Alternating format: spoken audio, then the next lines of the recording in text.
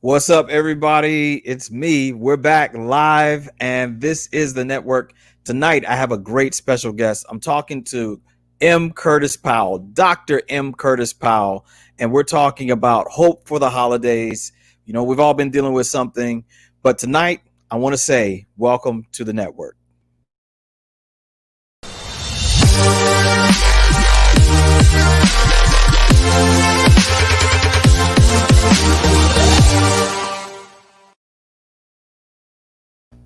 Tonight, I want to welcome you to the network, and I'm so excited to talk to my good friend, Curtis Powell. We've been friends for a Yes. long time. Welcome to the network, Curtis. Thank you, Julian, for the invitation. It's an honor to be with you on this evening. I'm really excited about tonight's topic because it's so important, and I'm so glad to be with you on this evening. Well, listen, man, every week that we come on the network, we have three goals every week, and now they are to find community, gain some connections, and to experience compassion. Sure. And one of the things that we want to let you know is that there's always something special for everybody who's out there. So before we get started, we're gonna have a quick commercial break, a 2-second commercial, and that is to talk about there's a resource I want to share with you, and that is the resource findhelp.org. Awesome. Anybody who's out there who needs counseling, who needs money, who needs food, there's a resource out there that's free. Just type in your zip code and it's right there for you. So tonight I'm talking to M. Curtis Powell. He is a grief educator and healthcare chaplain. Curtis, man, I don't remember how we really met. I remember we met in seminary, Oh, but do you remember man. how we met?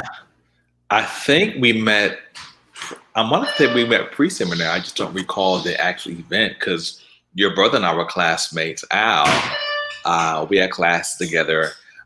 I don't know if I met you at Oakwood, you came to visit your brother, but seminary is where I guess we really bonded and Yep. connected, going to classes and trying to get through the process. Listen, man, what a time it was, man. Yeah. If we could survive in Michigan, I believe we can survive anywhere. Hey, Michigan prepares you to thrive. That's for sure. You're definitely right about that. Man, Mhm. Curtis, man. So the big deal tonight, man, it's been a lot going on this year Sure. and been a lot of waves. How have you been handling all the waves of the year? I mean, you got coronavirus, then you Yeah. got the Lakers in the bubble, then you got everything Yeah. going on at the same time. How have you been handling life this year? Yeah, professionally and personally, it's been challenging. On a personal front, we really had to kind of re-examine how we do life and really change and adjust to really create more time for family, for connection, to stay healthy, and just being very practical. A lot of things were changing so rapidly. So you had to adjust kind of on the fly to keep your sanity. One thing that has gifted me and my family during this time was really experiencing the outdoors. Mm, Um, and as a child, I grew up maybe you can relate, Julian. I was the outside kid. We played yeah. outside. We rode our bikes. I mean, we hardly ever were inside. And my kids, 14 and 13, now they're getting more of a taste of that. We go to the park almost every weekend. We ride our mountain bikes. We're trying to get into the activities of the outdoors. And this did not happen had not happened were it not for the coronavirus, because so many things were shut down. We had to find space to kind of connect and bond as a family. So that's one simple thing that helped us kind of adjust during all the different waves that transpired this year. Man, so it sounds like you've been taking advantage of the time with the coronavirus and been able to use it, to its maximum capacity. Man, but there's a lot of people who are out there who have not been able to do that. They look at the 2020 as a year of constant L's, Sure. not a lot of wins. Hmm. Man, what kind of things have you been doing to keep yourself not only energized and connected to your family, but personally energized to keep on doing the work that you do every single day? Sure. Again, very, very practical things. Right when COVID, excuse me, was probably, I say April, May, my wife and I joined a gym. Yeah. This was and they had it situated where it was COVID friendly. So we had our own space. It was an Yeah. open door. And you'd be amazed how just 1 hour of exercise in the afternoon Mm, changed our whole dynamic.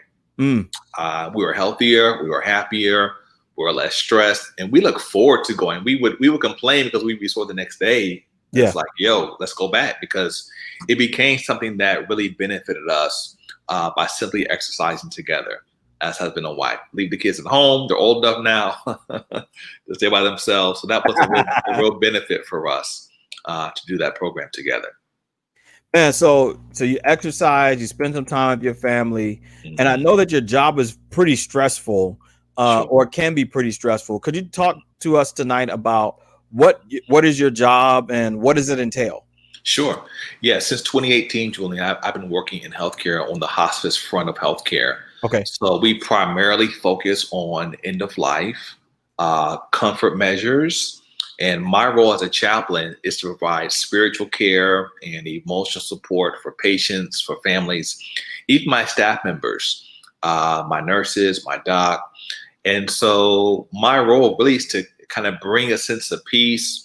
Um, you do sometimes conflict resolution, you do education, you wear a number of hats, even as a healthcare chaplain, very similar to pastor. You don't just preach, you do Yeah. a whole lot more. Yeah. And so healthcare in this specific field of hospice care has given me opportunities to use gifts that I didn't realize I had, and Yeah. gifts that really got sharpened in this type of ministry that God's placed me in. So I'm grateful for it, Julian. It's been a blessing for me to be a blessing to other people at that stage. And we don't forget the birth of our child, and we don't forget the death of our loved one. Hmm. So I'm on the back end of life, and I'm able to be a participant in that very sacred moment to bring some peace and to bring some perspective during that difficult moment. Wow. So basically, you're there with people at some very critical moments in their lives. But you Sure, said that you rediscovered some gifts, discovered and rediscovered some gifts that may have been dormant for a little while. sure. But what kind of things did you came out of, or come out during your service, your ministry, with your patients and with the Mhm. staff and the team in general? Sure.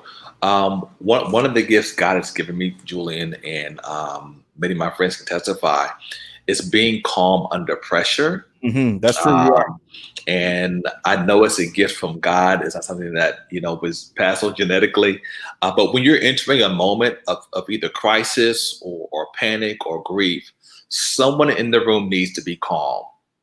And most of the time, God's given me that gift to bring calm to high tense situations. Sometimes to bring the temperature down a little bit. If there's conflict, to bring some type of resolution, and also to educate people when they're at a very vulnerable and critical moment, trying to decide what's best for their mom or their dad or their child, who's now in hospice care. So that's just one incident of a gift for me that's been amplified, per se, in this type of work. Man, well, I think that a lot of people really want to be calm under pressure, and a lot of people think that they're calm under pressure. But I know pre-show tonight we were talking a little bit about some of the things that you've experienced this year, and I know Sure, that you experienced several losses. Man, could you sure. tell a little bit about that if you're open? Yeah, sure. Yeah, it's been a challenging year for us as a family.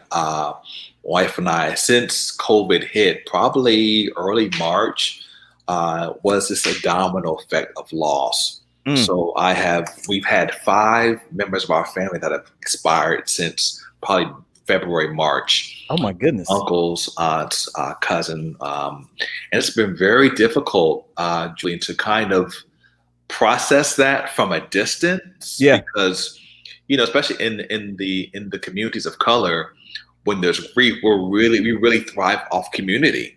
yeah, that's true. The hugging, the meal time, all that is part of the ritual experience that brings that solace and comfort. Yeah. And being detached or watching a funeral on YouTube or Facebook Live is very, very challenging to deal with those losses. So we've been hit personally. Um, it's in quite rapid sequence this year, and it's been challenging for us to deal with that. Man, so we had a lady that I work with that told us she lost 4 people within about a 2-month span. Oh wow. And she was in another country. and she was not able to connect with those families. Mm-hmm. And so where I work in a hospital. Mm-hmm. We had a memorial service. But man, how have you found ways to cope, not being close to the relatives, not being able to connect as family? Mm-hmm. Could you share like some ways that you've been able to cope, even if you have gone to some of these memorial services and Mm-hmm. funerals? And what if you have not been able to go? Maybe there's other people out there tonight Sure. who are out there who may have had some losses. Mm-hmm. And if you've had some losses, just put "I've had some losses" in the chat. Sure. We're gonna have a prayer. I feel like I think we need to have a prayer tonight. Yeah, man. we need to call down the power. Call on the power. Call on some power. Yeah. We need some power, man, for real. It's real. It's real. But how have you been able to handle these losses being distant? You know what I'm saying? Sure. It's challenging. And like most people, Julian, we use the gifts of technology to be as present as possible. Yeah. Two short incidents I'll share. My aunt passed up in New Jersey, and they had a funeral, outdoor funeral, celebration of life, you could say. Mm-hmm. And I was actually a participant on the program. My cousin did a wonderful job. I gave reflection, and again, through technology, it was a Zoom type of experience where you had 30 or 40 people on the Zoom who were distant, and you felt a sense of connection just saying, oh, there's Uncle so-and-so, and there's, so even though we were distant, you still felt some type of connection through the technological advancements like Zoom to be part of that service. On another note, my immediate family, my siblings, I have siblings in Atlanta, my mom's in North Carolina. And typically, like on a Friday evening, we'll get together for a worship, family worship through Zoom. We'll all call in together and we'll share how life's going. We'll have a little order of service. We let the kids participate, and the kids love it. My kids, especially, to see their cousins who they haven't seen in some long time. So it really has shown me the use of technology to connect as much as possible. Not that it fixes every problem, but it sure helps along the way, along the journey. Man, I think that you brought up a great point, and that is being able not only to be distant, but not have to be disconnected. There you go. And I think a lot of people really want to be connected. We have a sense of community, a sense of pride, and really people want to be together. Sure. But I think for the health and safety of everybody's trying to do their best to stay apart and stay away. Man, I know that you've had several losses. You talked about the use of technology. Could you share some helpful hints that maybe you could give to somebody who's going through right now and doesn't know what to do? They've had losses. Like I have a good friend, my college roommate, matter of fact, his father died. I can't go to the service. I feel horrible that I can't make it. But what would you say somebody can do to assist somebody in their grieving process as a supporter? Yeah, that's a great question. I think especially if you're a part of a faith community, your listening audience, one thing to me that gets in the way are the Christian cliches when people are going through grief. So sometimes we can use our Christian slogans to keep us distant from people. So, how are you doing? Or, God is good all the time. Those are cute slogans, and they're wonderful and they're true. But being able to cut through that, say, listen, I know that life is hard. We all know God is good, but how are you? Or, this is the day the Lord has made, but how is your day? To cut through that and really try to zone in and hone in on how they're actually doing, giving them that space to talk and to share and to express. And as a supporter, your role is to be that non-judgmental person in the room who just sits with them along the journey in a show of compassion and support in a non-judgmental fashion. And that's what's most important, is letting people know that you're with them along the way to support them however they need support. And sometimes really it may to being a supporter, not asking them what you can do, but just doing something. So whether it be send them a gift card in the mail or send some chocolates or whatever can help bring a smile to them. Just do it. Don't wait for some prescripted list. Just do something to let them know that you love them, you appreciate them, and that you're going to be with them through the journey. Man, I think that that's an awesome, awesome thing to do, because I think a lot of people really, really don't want to be by themselves. And man, Sure. one of the beautiful parts of the Jewish culture is they have this thing called sitting Shiva, where people Mhm. just come sit with you. They hook Yeah. you up with food. They take Mhm. care of you.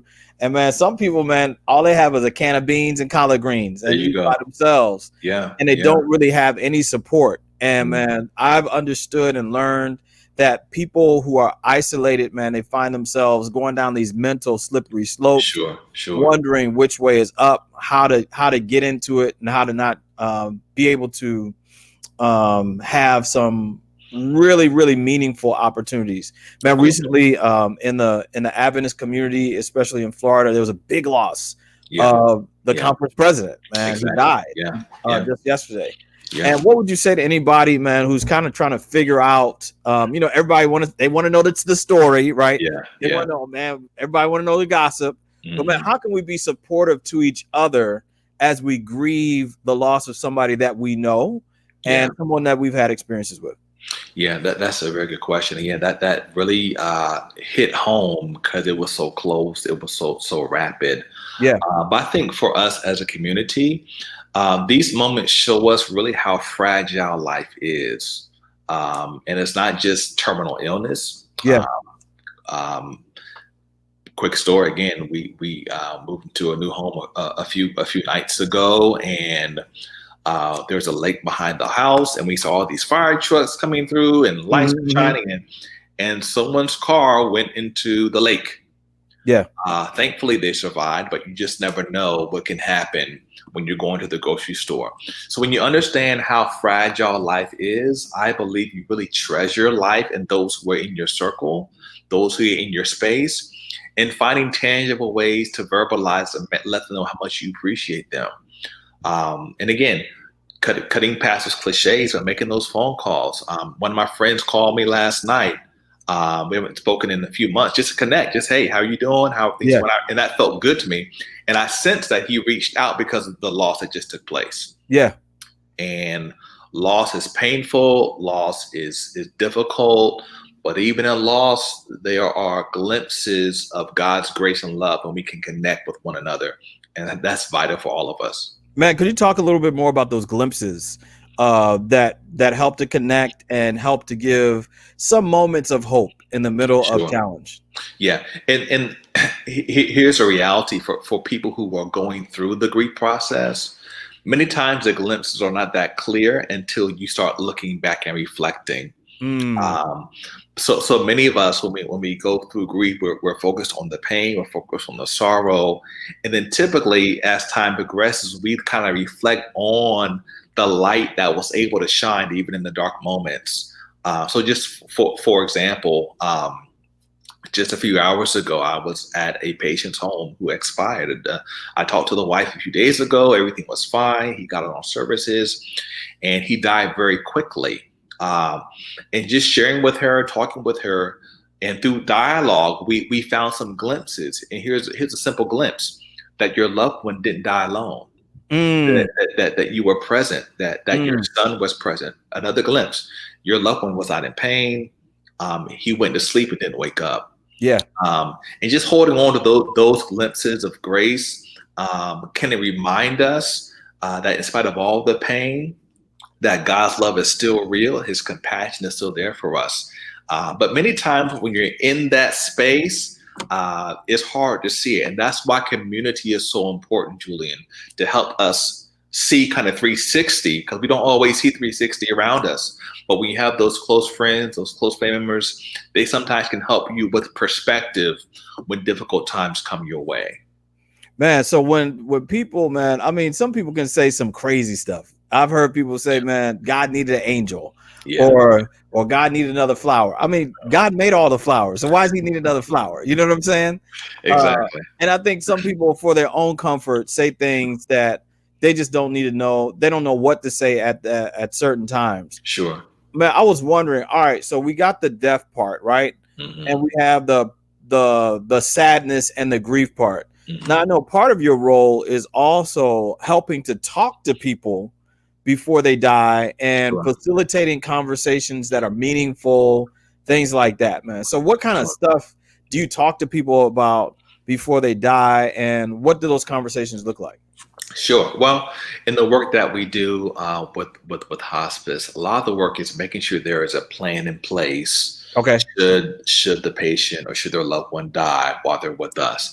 Now, not everyone on hospice dies. Some people graduate and they get better, they That's rebound. true. That's true. We said we got to discharge them because they're not Yeah. declining. So we celebrate those cases. But there is, I'm not sure if it's just in our culture as Americans, or we have a problem. Some people have a problem talking about final arrangements, or Yeah. securing an arrangement with the funeral home, or having a discussion. Would you like to be buried or cremated? Yeah. Or is there a life insurance in place so there's not a big financial burden should your loved one expire? And these are difficult conversations to have when you first meet someone, but they're important to have, because I think many of us have seen it go the wrong way. Yeah. And seen it go sideways when someone dies and there is no funeral home, there is no living will, there is no power of attorney, no one knows what's going on, and the fighting takes place, and that's the ugly side. Very ugly. But preparation, I tell folks, listen, when you prepare for your death, it's not going to make you die any faster. Mm-hmm. Yeah. So if you have a life insurance policy, if you don't have one, get one. If you don't have a living will, I would encourage you to get one done.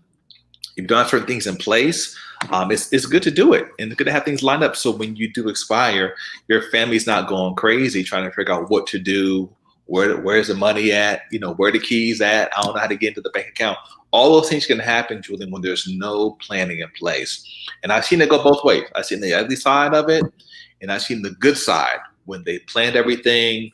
Everything is written out, everything's explained, and the grief process can really be experienced, as opposed to you trying to do business, but you can't cry because you're trying to figure out the code to the bank. You forgot, you don't know his ATM pin or whatever. You're right. So all that business side of death certificates, if funeral home, when that's done, you save your family a lot of headache. Yeah, they do. And they can grieve and miss you like they're supposed to, and not worry about where the keys at. Man, I'm telling you, man, you really are talking tonight, Curtis, because there's a lot of people who really want others to have that responsibility, and there's some people who can't think about it. And they say, man, I can't bring myself to make this decision and things like that. I work in inpatient healthcare in a hospital setting, and there are families, man, who just say, I've heard wives say, I don't know any passwords. I don't know what insurance is. All I know is to call the HR office at my spouse's, my loved one's job.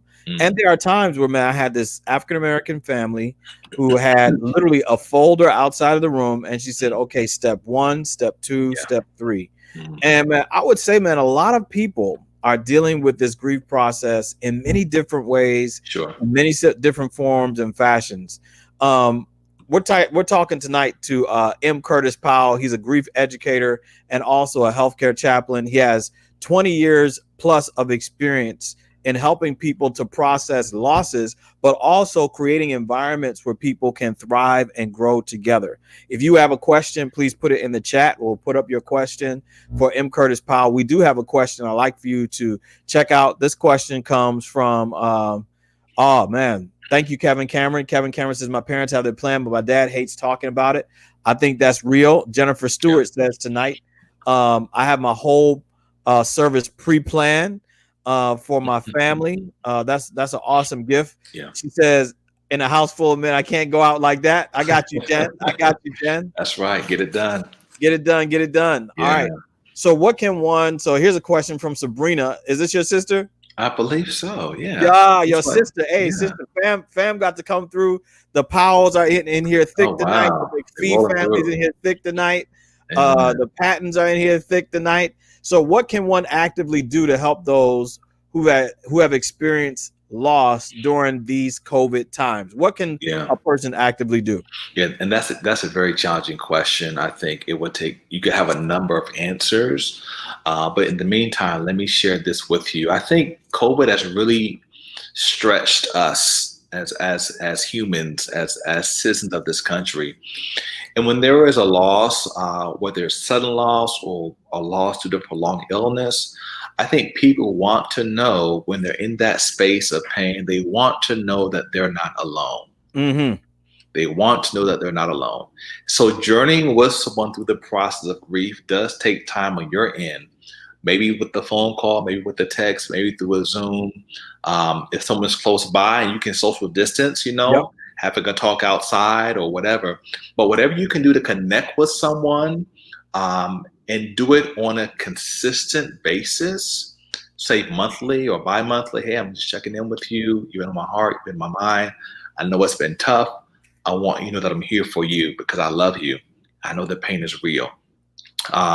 Being with some during these times is important, and being with them consistently, because you and I both know, Julian, after the funeral, whatever, even if it's a COVID funeral, about 80%, 90% of that community drops off. Yeah. So people who are going to be intentional on being a supporter are in it for the long haul. They're going to check in.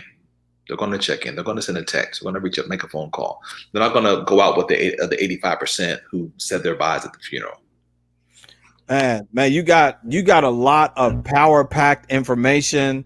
And Curtis, on the other side, after we take a break, we're going to talk a little bit more about the losses. We got some questions in the queue. If you have a question, please put it in the comment section. We got a few questions that are here and coming up already. We have some great things that are coming up.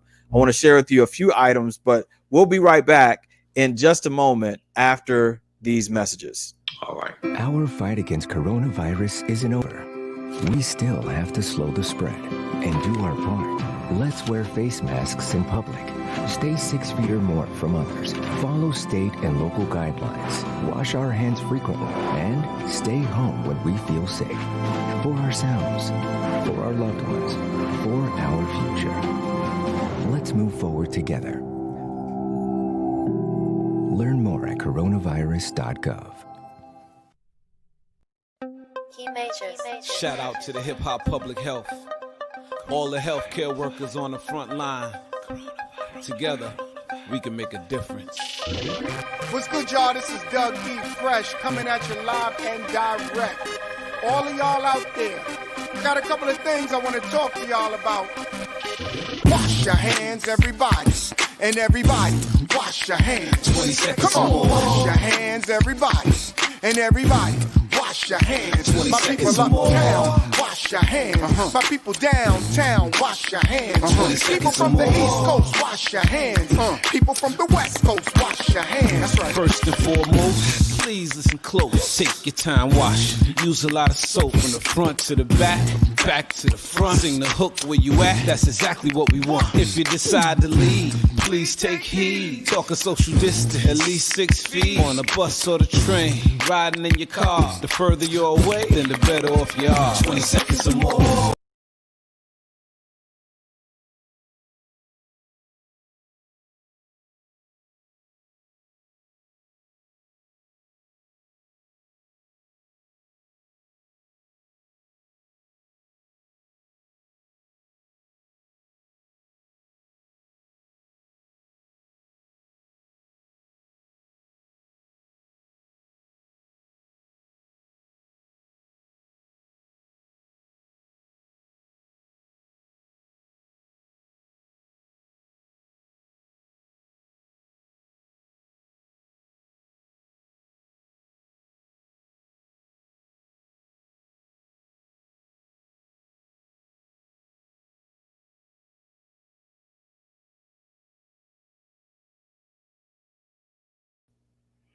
Well, Curtis, man, it's so great to talk to you tonight. It's great to be with you tonight. And man, there's a question in the queue to kind of kick us off and get us started up in here tonight.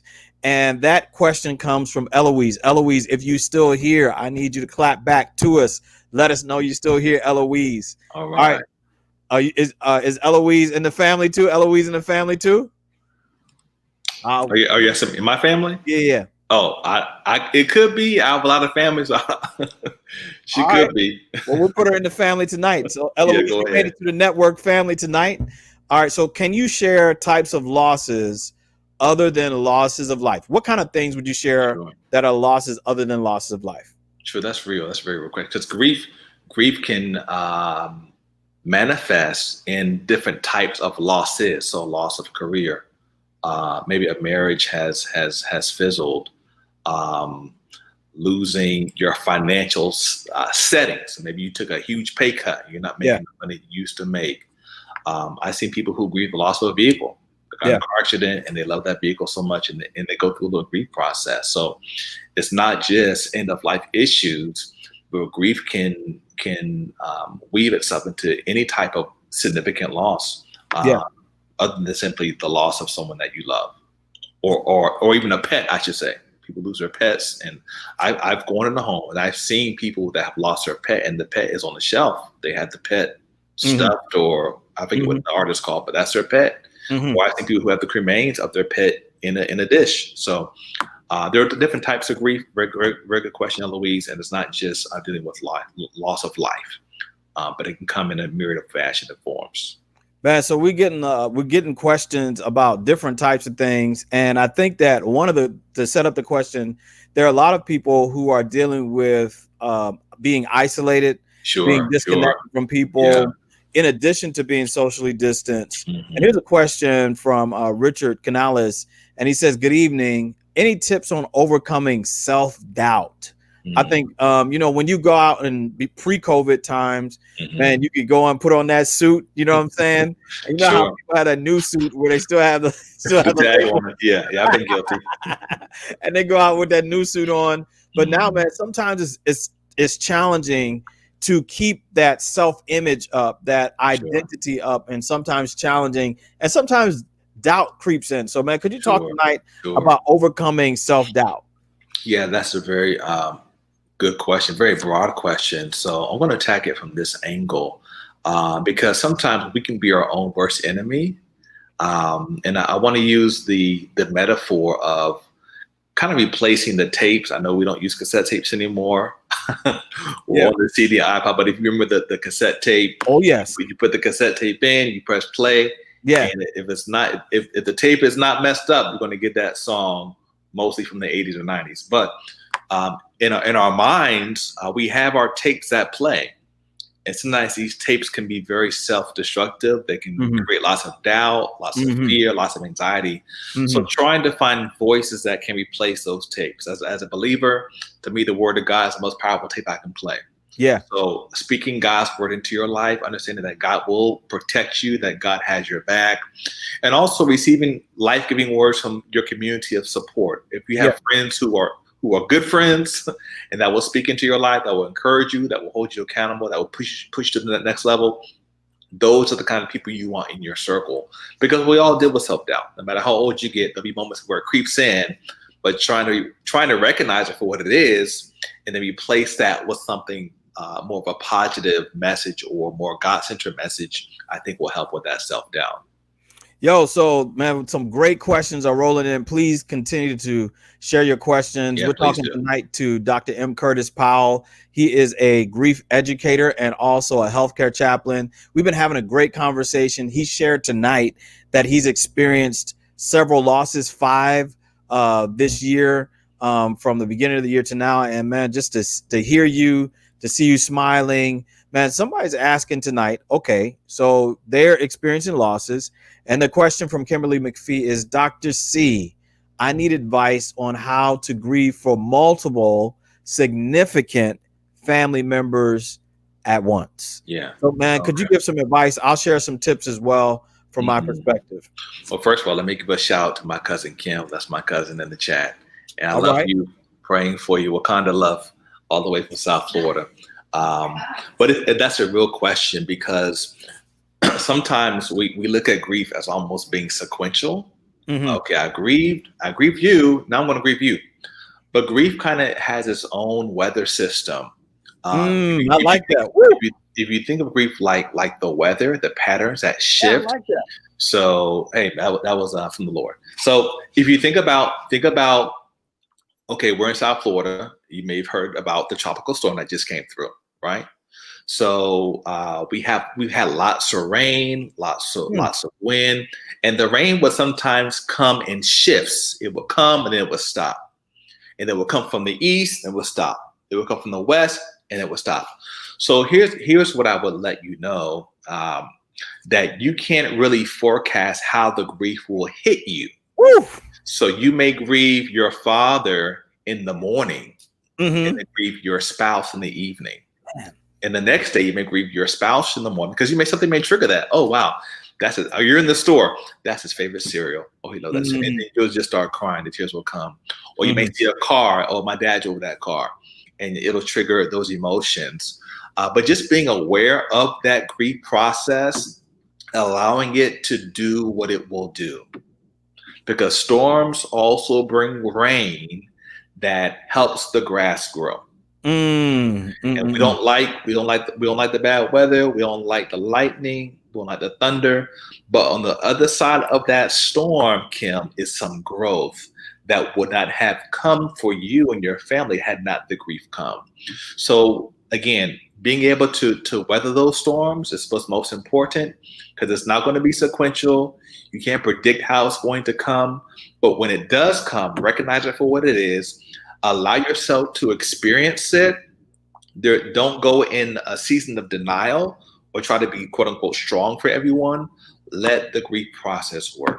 And as the grief process works, as you go through that journey, that journey, you'll see as time progresses, the rain will fall, but the sun will still be shining. Man, that was such a powerful metaphor, man. I got to put that up again. That was so powerful, man. Grief has its own weather system. And man, being able to look at it like that, it's like something you can touch and sense and feel and even smell to a degree when the rain is coming. And man, you hit on something that I think is very, very pivotal. And you talked about trigger points. And could you describe a little bit more in depth what trigger points are, especially around the holiday time, man? Some people have these holiday traditions. There's always that uncle that come in. There's always somebody that come in with a styrofoam plate, wanting to get some extra food for the rest of the week. There's always a family member who brings that favorite dessert. And now this year, it might be that person may not be able to be around the family table, or that person may be dead. Could you talk a little bit about the trigger points and the holidays? Yeah, that's a very good question, because this season of Thanksgiving, Christmas would be like none other. Yep. Because last year this time we weren't having these discussions about grief and so forth. So understanding first of all what triggers are, and that triggers are not evil. They're not something from the devil. It's okay. It's okay to be triggered to grieve. And the examples I gave are simply reference points. They're real and they're tangible reference points that remind us of that connection that we have with those that we lost. Yeah. So just give a quick example. My father died in 2009. Okay. But every time I fry fish, I think of my dad, because he was the guru of fish fries. That was his thing. He would catch it, he would season it, he would catch it on Sunday, season would be eating fish that evening. So whenever I fry fish, again, I don't catch it, I get it from the store. I'm not that skilled. So, but that's a triggering moment for me. And sometimes, however the mood feels, you may feel kind of happy, you may feel kind of despondent, you may kind of just reminisce about the fish he made and how yours isn't as good. But that's okay. There's nothing wrong with being triggered. The problem comes, Julian, when we fight the triggers, or we deny the triggers, and we bottle that grief up. And that's what we don't want to do. Then grief can become complicated, and we can become manifesting itself in other ways. But the holiday season has in it rituals and traditions that can bring about sadness. Yes. Yeah. So if you allow me to speak a little more on this. Have your way. One thing that we need to do, because again, holidays are right around the corner. And for those of you who have had loss this year, one of the best things you can do is plan ahead. Yeah, plan ahead. So Thanksgiving's coming. Your loved one is not there. You're thinking in your mind now, how can I make this Thanksgiving meaningful to me, even during this season of grief? Okay. It may be having a special prayer, having a moment of silence. It may be setting up their place at the table as a memorial. It may be having a favorite dish that they love at the dinner table. It may be having, during Christmas time, having an ornament that's symbolic of your loved one. So you're trying to kind of reframe the holiday season to keep that memory alive. And if you're going to cry, if you're going to shed tears, allow yourself to do so. Because again, grieving, God gave us tears for a reason, and we don't want to put a cap on that process. We have to let the process continue its work. And the holidays can be challenging for many people, Julian. And but I want to encourage you tonight that you're going to get through the holiday season. God's going to give you the strength. And if you put into practice some simple tips, you can enrich it may sound strange, you can enrich your grief process, if that makes sense to you. You can make the grief process memorable. So while you're crying, you crack a smile because you remember, oh man, he made the best sweet potato pie ever. And as you're eating that pie, you're crying because yours ain't as good as his was, right? Yeah. So whatever rituals that you can do to help bring about those memories are important. Man, this is powerful stuff. I hope that you're listening to this. I hope that you're sharing this with somebody. I hope that somebody's being encouraged tonight, because Dr. M. Curtis Powell is sharing some gems, some jewels, and some words of wisdom with us tonight. So, man, one of the things that accompanies also this COVID time, the social distance, there's a lack of sports. A lot of people are spacing out. But then at the end of the year, man, kids are preparing for their programs. They're preparing for their speeches. They're preparing to talk about Christmas. And Jennifer, Cousin Jen, we adopted you tonight, Jen. Cousin Jen asked a question. She asked about, what about loss of control? We just found out we have a COVID case at school, and now the kids are home again through November, man. Oh, wow. So parents, man, it's like you parent. That's real. There's some people, man, they don't know how to teach nobody else but themselves, man. They weren't trying to teach this year. So true. I can relate to Cousin Jennifer because my kids have been home too long. And I'm like, we both can get this class grade because I need a grade and you need a grade. But it's real. It's very real. And here's the plight of. She has a very deep existential question. Here's the plight of humanity. We don't have control. Yeah. And even when you think you do, you really don't.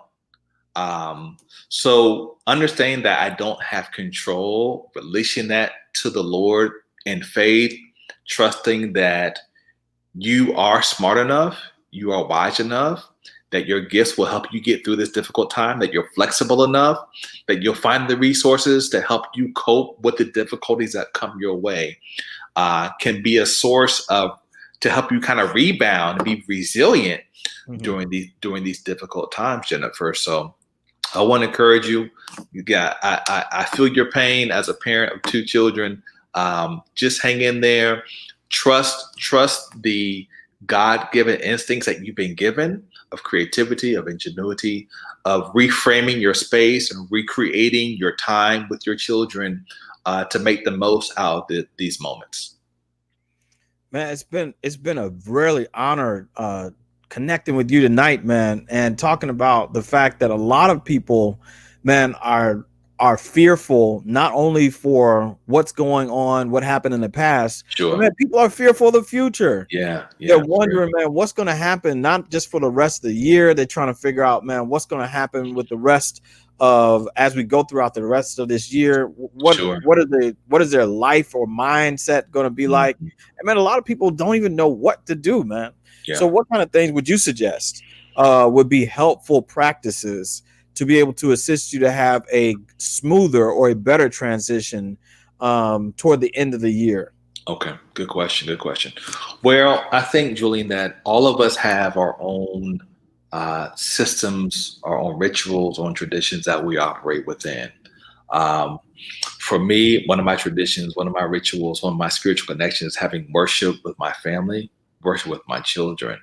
I'm not as consistent as I probably should be, but that gives me a sense of connection with my family. I would encourage you to find ways to connection. about a few weeks ago, I just started a little men's connection group. We meet every first and third Monday morning for connection, for prayer, for accountability.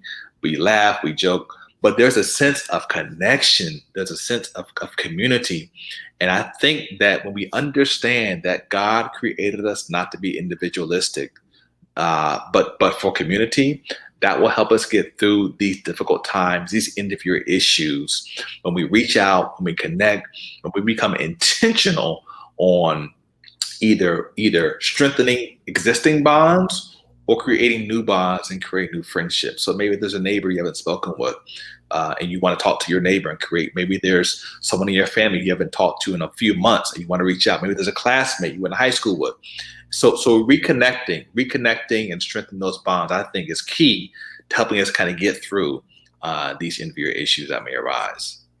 Man, I'm gonna tell you, man, I hope that everybody please share this with 7, 10, 15, 20 people after this is over, because man, a lot of people are trying to figure out how they can keep their own mental sobriety in these moments. It's real. And a lot of people are trying to figure out not only to keep their mental sobriety, but also keep them from hurting anybody else or hurting themselves.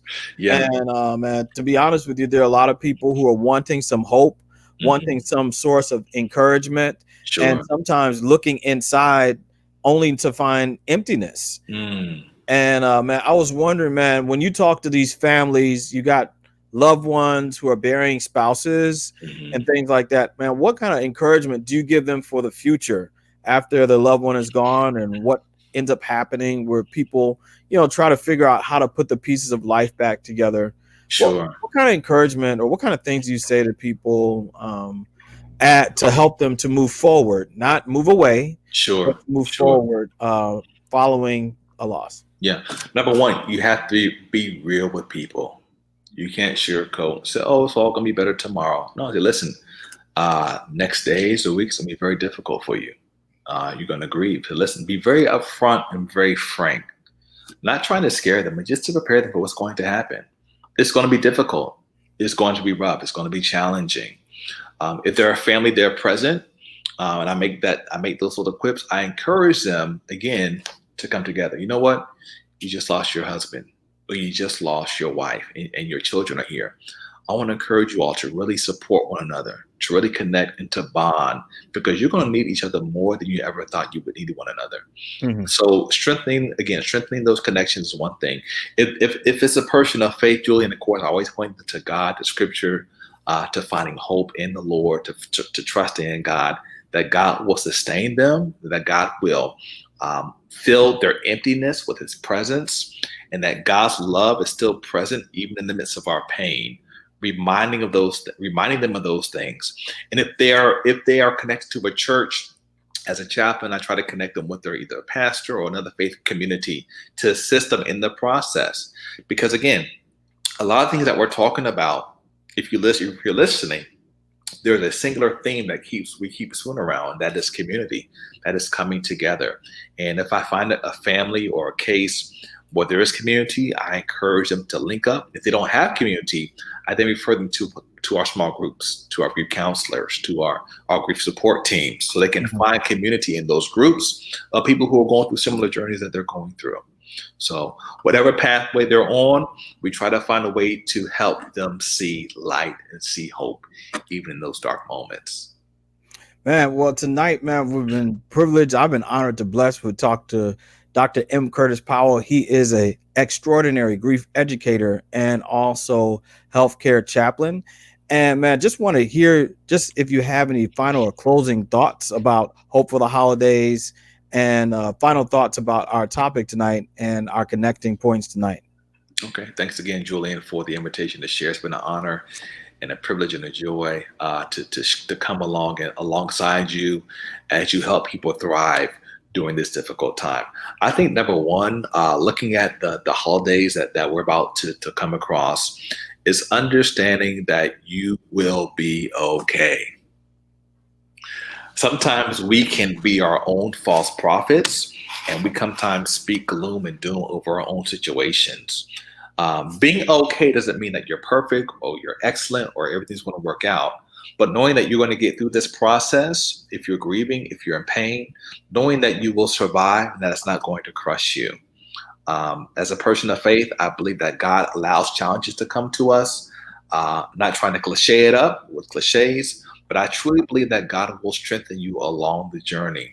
For those of you who are entering the holidays for the first time without your loved ones, I want to encourage you to recreate your holiday space, to think and vision before the day comes about how you want the day to go, how you want to handle the pain that may arrive, how you want to honor the loved one that's no longer with you, and finding joy in the process of preparation. So it may be creating a memory wall of pictures. It may be going and having a discussion with your family entitled "I Remember When," and sharing stories with your loved one that are comical, that bring a smile. Those are tangible things that can help you push through the darkness of grief and understand that you're going to be okay. Man, that was awesome, man. There is another very important question that I saw come up. One, Okay. and we kind of blend both of them together. And one of them, the question together is the two different groups, seniors and also children. While they're not the same age groups at all, there are some similarities to the joy of Christmas and the joy of the holiday spirit that both groups have. Sure. So could you talk about what it's like for seniors, for children who are experiencing loss, and then could you add in what it's like for seniors who may be experiencing loss? Sure. Good questions. And in this scope of work that we do, we have specific material that are focused for helping children deal with the loss. Usually it's loss of a parent. Yeah. Sometimes it's the loss of a grandparent. And there are some really good activities.